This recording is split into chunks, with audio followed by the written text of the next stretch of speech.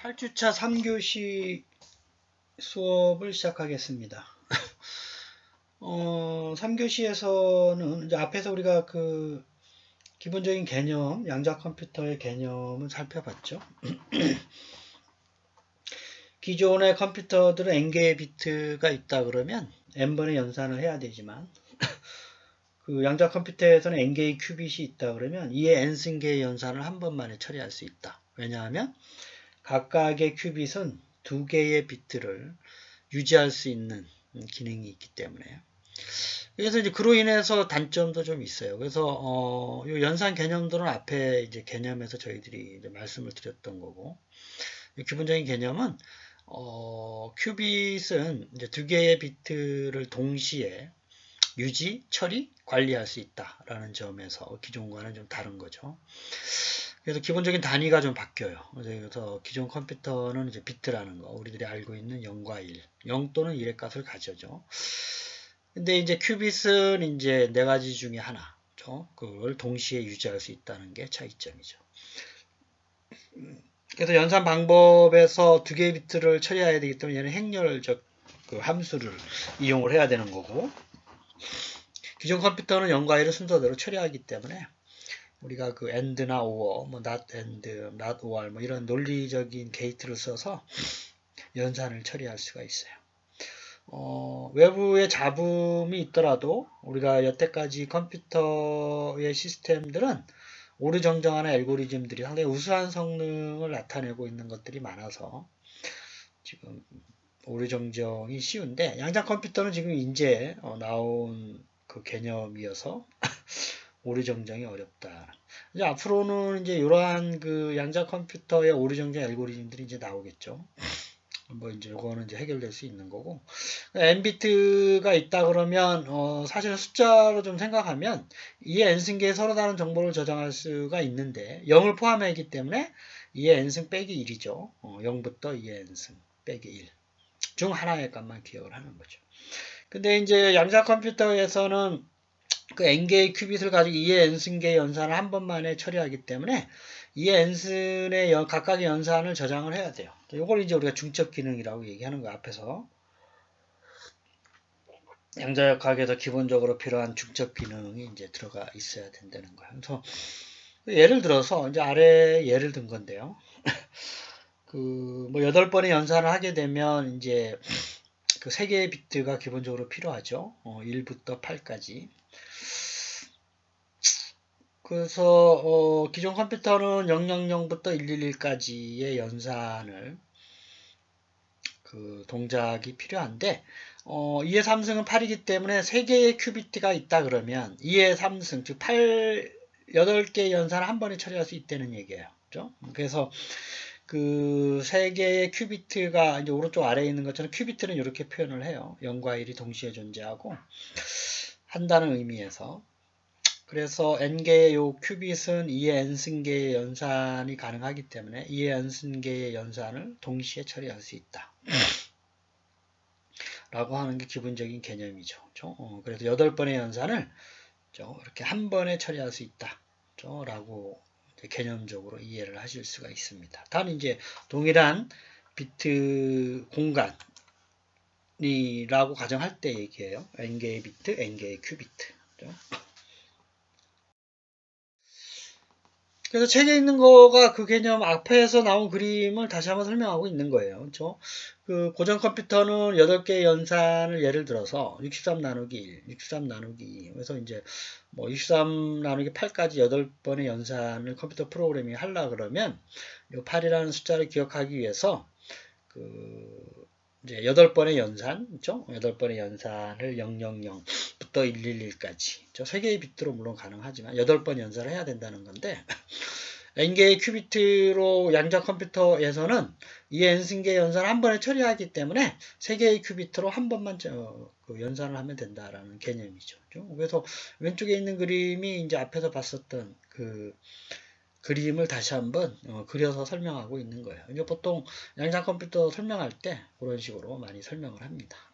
정리하면 n개의 비트를 가지고 있는 기존의 컴퓨터에서는 n번의 연산을 수행하지만 그 n개의 큐비트는 각각이 0 아니면 1을 가질 수 있기 때문에 두 가지 중에 하나죠. 그래서 n개의 큐비트는 이 n승개의 연산을 한 번에 처리할 수 있다라는 개념을 여러분들이 반드시 알아두시기를 바라겠습니다. 이제 오른쪽에 있는 그림도 이제 뭐 여러분들 이해를 돕기 위해서 그 얘기를 하고 있는 거예요. 그래서 기존의 여태까지의 컴퓨터의 그 처리 기능은 0 아니면 1이기 때문에 어쨌든 n개의 비트를 가지고 있으면 n번의 연산을 해야 되죠. 이 n승계에 서로 다른 그 오퍼레이션을 하나씩 처리를 해야 돼요. 하지만 큐비트에서는 이렇게 이제 이런 식으로도 그림을 많이 그려요. 00이면 이제 뭐 그 이렇게 수직으로 세워져 있고 01이면 이렇게 10이면 얘를 뒤집어 놓고 11이면 아래쪽으로 이제 위아래가 바둑알처럼 시커먼 게 위에 아래를 바꿔가면서 이제 이렇게 45도 방향이 아까 그 위상학적으로 보면 이제 그게 가능하다는 거죠. 그렇죠? 그 비트는 이제 누워 있든지 뒤집어 놓든지 두 가지 중에 하나인데 바둑알이 위에가 흰 돌, 위에서 보면 1인 경우 위에가 그 검은 돌. 근데 이제 그 큐비트에서는 얘가 45도 각도로 표현할 수가 있다라는 얘기예요. 그렇죠? 그래서 검은 돌이 위에 있는 경우는 뭐 10, 흰 돌이 위에 있는 경우는 뭐 01. 그렇죠? 뭐 그런 식으로 표현을 할 수 있다라고 하는 게 이제 큐비트를 이해하는데 이제 도움이 될 수 있는 자료입니다. 그 책에서 그 양자 컴퓨터 개발 현황을 그 구글이나 IBM, 인텔 걸 많이 좀 설명을 하고 있어요. 그래서 지금 그 구글이나 IBM에서 사용하는 그 어떤 소자는 초전도 회로라 그래서 기존의 그 트랜지스타를 이제 그 좀 개선한 걸로 가는 거고 이온 트랩이라 그래서 아이온 큐라는 회사에서 또 이온 트랩이라는 소자를 또 쓰고 또 다이아몬드를 쓰는 회사도 있어요. 퀀텀 다이아몬드 테크라는 회사에서 다이아몬드 소자를 또 쓰기도 하고 마이크로소프트사에서는 아까 말씀드린 위상학적인 물리학적인 원리를 가지고 또 이제 하고 있는데 지금 책에서는 마이크로소프트사에서 만든 걸 소개를 하고 있어요. 지금 여기서는 이제 좀 이전 자료라서 초창기에 시작한 걸 이제 예를 들어서 설명하고 있는 거예요. 그래서 그 소자를 이용해서 아까처럼 큐비트, 0과 1을 잠깐 동안 기억을 하고 있어야 돼요. 그렇죠?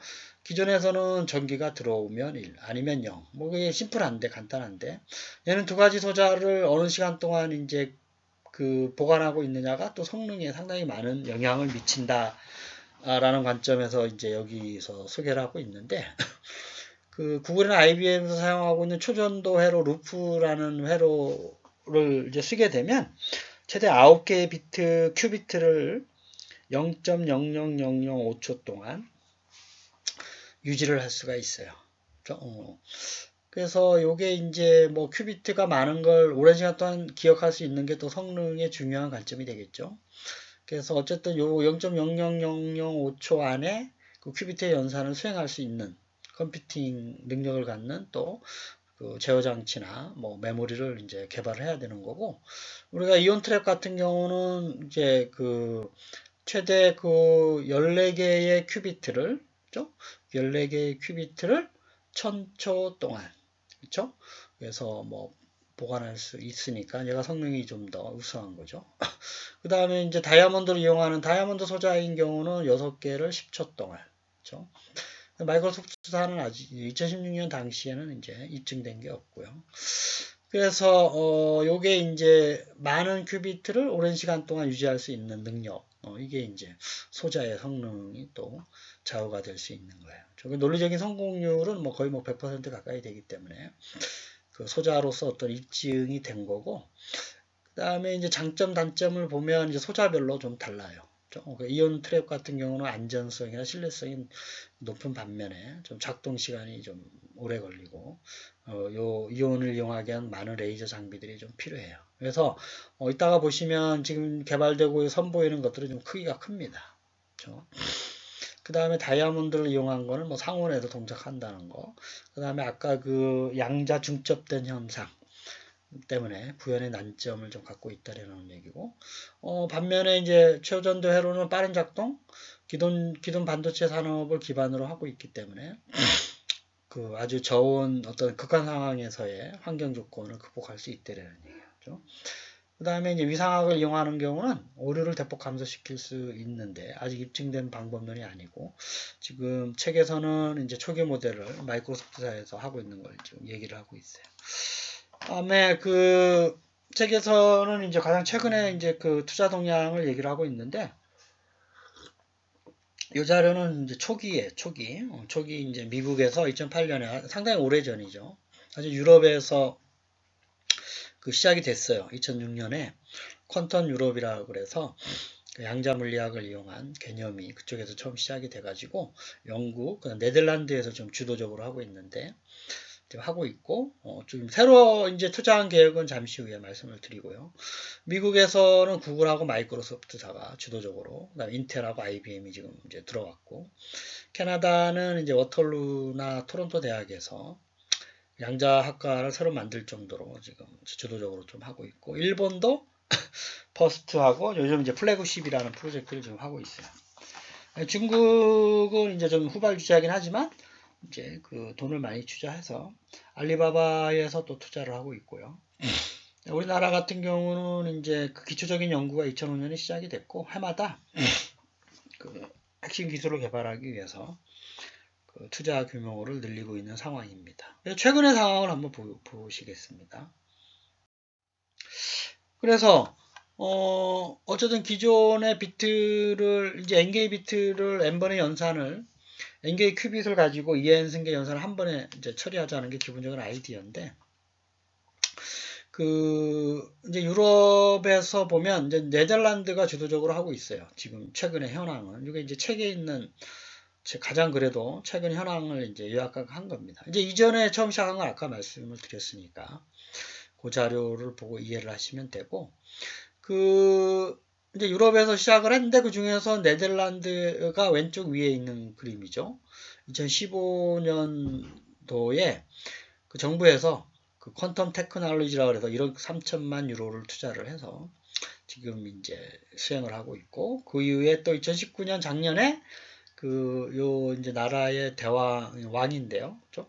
마이크로소프트사랑 합작을 해가지고 델프트 공과대학의 연구소를 만들었어요. 그 양자 컴퓨팅 연구소가 규모가 엄청나게 크죠. 양자를 처리하기 위해서 그 엄청난 규모의 돈과 설비가 필요합니다. 그렇죠? 그래서 주도적으로 좀 그 미래의 컴퓨터가 그 양자 컴퓨터로 갈 거다. 다 예측을 하고 있는 거죠. 그렇죠? 그래서 그 앞으로의 미래에는 지금 우리가 쓰고 있는 트랜지스터 위주의 컴퓨터가 아니라 양자 기반의 컴퓨팅 구조를 갖는 컴퓨터가 일반화가 될 것이다 라고 다 예측을 하고 있는 거예요. 좀 이제 시간이 좀 걸리긴 하겠지만 이제 기본적인 연구를 누가 주도적으로 하느냐에 따라서 그 노하우를 가질 수 있기 때문에 주도적으로 하고 있는 거고 그 다음에 그 이제 네덜란드가 물론 EU에 가입이 돼 있긴 하지만 EU에서 또 별도로 퀀텀 매니페스토라는 그 사업을 또 발표를 해가지고 중장기별로 연구 개발을 하겠다. 해서 3년 전에 양자 플래그십 이게 이제 일본에서도 동일한 용어를 쓰고 있는데 일본이 이제 유럽을 좀 따라가는 편이죠. 그래서 그 양자 플래그십이라는 프로젝트를 개발을 해서 우리나라 돈으로 거의 1조 3천억 원 규모의 투자를 지금 하고 있어요. 미국을 좀 보면 오른쪽에 동일한 시기에 이제 유럽과 양자 정보과학 발전 계획을 발표를 했고 그 2년 전에 국가적으로 양자 이니셔티브 법안 미국 사람들은 이 법안을 통과시켜서 법안에 기준을 해가지고 상원 하원을 통과한 법안을 기준으로 투자 계획을 주로 많이 발표하는데 5년 동안 이제 18년부터 그러니까 지금 이 프로젝트가 수행이 되고 있는 거죠. 1.4조 원 규모 유럽보다 액수가 많죠. EU에서는 1.3조인데 그래서 지금 보면 그 중국하고 상당히 경쟁 의식을 많이 갖고 있죠. 물론 미국은 유럽과도 경쟁을 하지만 그래서 슈퍼컴퓨터는 이제 미국이나 중국이 번갈아 가면서 우수한 성능을 이제 내는 그 슈퍼컴퓨터 개발은 별도로 또 추진하고 있어요. 그래서 뭐 주로 이제 여러분들이 듣는 그 위성 날씨 정보, 뭐 기후 정보, 환경 정보 이런 것들은 슈퍼컴퓨터. 서로 이제 앞다퉈서 중국에서 나오면 이제 미국에서 좀 이따가 또 새로운 게 나오고, 그러면 또 중국에서 또 개발하고, 뭐 이러한 서로 앞서거니 뒤서거니 하는 발표를 많이 하는데, 양자 컴퓨터에서도 지금 동일한 그 경쟁 의식을 갖고 주도를 권을 잡기 위해서 노력을 하고 있습니다. 그래서 중국은 이제 아까 앞에서 말씀드렸었던 거 이후에 2012년에 이제 또 양자와 나노과학 기술 분야의 어떤 그 인력과 그 설비 투자를 이제 발표를 했고, 3년 전에 그 베이징하고 상하이에 양자 기술을 이용한 암호 통신망을 구축을 했어요. 그 아까 그 처음에 개념을 설명할 때 말씀드렸지만, 이 암호화학 분야의 핵심적인 그 기술 개발이 이제 선도적으로 이루어질 겁니다. 초창기에는. 암호를 푸는데 양자 컴퓨터가 핵심적인 역할을 할 거예요. 그다음에 더 복잡한 그 암호화 알고리즘이 개발이 돼야 되겠죠. 블록체인이든지 뭐 다른 이제 우리가 일반적으로 쓰고 있는 데이터베이스 암호화가 새로운 방법론을 요구하는 시기가 이제 올 겁니다. 그렇게 되면 이제 또 그 분야에 새로운 또 그 암호화 알고리즘을 연구하시는 분들이 또 계시겠죠. 그 다음에 2017년도에 그 중국에서 세계 최초의 그 국립양자과학연구소를 베이징에서 설립을 했는데, 요게 이제 미국보다 이제 주도적으로 하기 위해서 돈을 더 많이 투자를 하고 있는 거예요. 13조 원을 투자를 해가지고 또 양자 컴퓨팅 분야에서 또 중국과 유럽을 따라잡기 위한 규모를 얘기하고 있고, 그다음에 일본이나 우리나라는 그 유럽이나 미국, 중국에 이제 뒤따 후발주자로 지금 가고 있는데, 일본 같은 경우 그 유럽을 이제 시작할 때 2017년 8월 달에 광양자 비약 플래그십 프로젝트를 출범을 했고요. 그 다음에 그 10년 동안 2,400억 원을 투자를 해서 양자 컴퓨터를 개발하려고 이렇게 하고 있고, 우리나라는 이제 작년에 비로소 그 컴퓨팅 등 이제 그 양자 관련된 그 소요 기술들을 개발하기 위한 원천 기술을 개발하기 위해서 추진 계획을 발표를 이제 했습니다. 그래서 그 요 내용을 제가 자세하게 말씀드리는 이유는 뭐냐면, 그 양자 컴퓨터가 사실은 이제 그 아까 2008년도, 2000년대 초반에서 시작이 됐죠, 벌써. 20년이라는 시간이 흘리면서 작년부터 이제 그 어떤 설계된 모델의 기본적인 파일럿 모델들이 출시가 되고 이제 소개가 되고 있어요. 그래서 그 작년 같은 경우 이제 비트코인의 암호화 문제가 돼서 사람들이 이제 암호화가 풀리면 돈을 회수를 해야 되니까 다 이제 그 현금으로 바꿔서 빼는 이제 그런 현상이 발생을 했죠. 구글에서 양자 컴퓨터의 초기 모델이 나오면서. 근데 그게 이제 어느 실용화 단계까지 가는 데는 또 시간이 걸리긴 하지만, 요게 그 나라별로 좀 투자하는 좀 양상이라든지 연구 개발하는 양상을 보면 이제 앞으로 주도권은 누가 잡을 것인가가 또 하나의 국가가 이제 심한 경쟁이 될 수 있다라는 점에서 여러분들이 좀 이해를 하시라는 측에서 말씀을 드리는 거예요.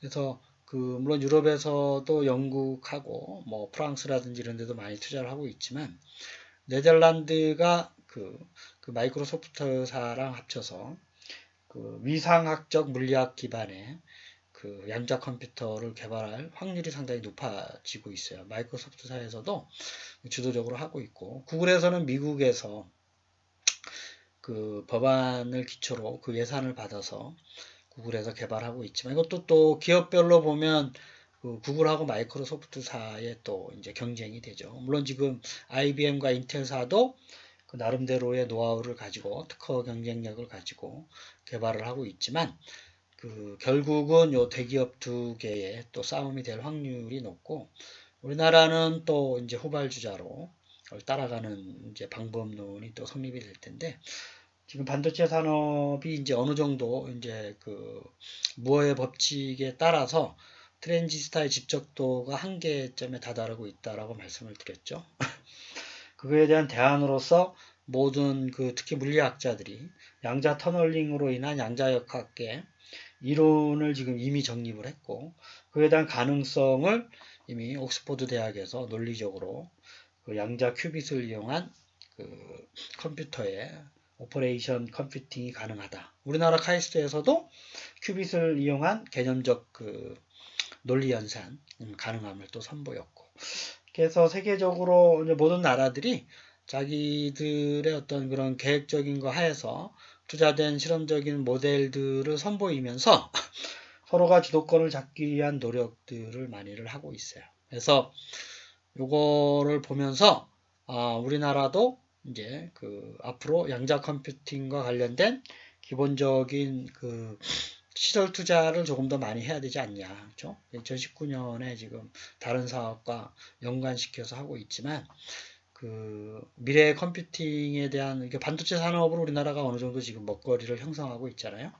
근데 이제 미래에는 양자 컴퓨터를 개발하고 있는 소자 개발 이런 또 그 공장들이 또 새로 생겨날 텐데 그런 거를 먼저 주도적으로 해야 앞으로 일반적인 보편화된 양자 컴퓨터들이 보편화될 시점에 우리나라가 또 주도권을 잡고 새로운 먹거리로 여러분들이나 이제 저희 후손들이 또 반도체 이외에 양자 컴퓨팅 시스템 컴퓨터나 스마트폰을 가지고 또 먹고 살 수 있는 그러한 시대적인 흐름에서 맞춰가기 위해서는 주도적인 역할을 해야 된다라는 게 이제 그 이해를 하시는데 도움이 되도록 이제 제가 이제 이렇게 자세하게 말씀을 드렸습니다.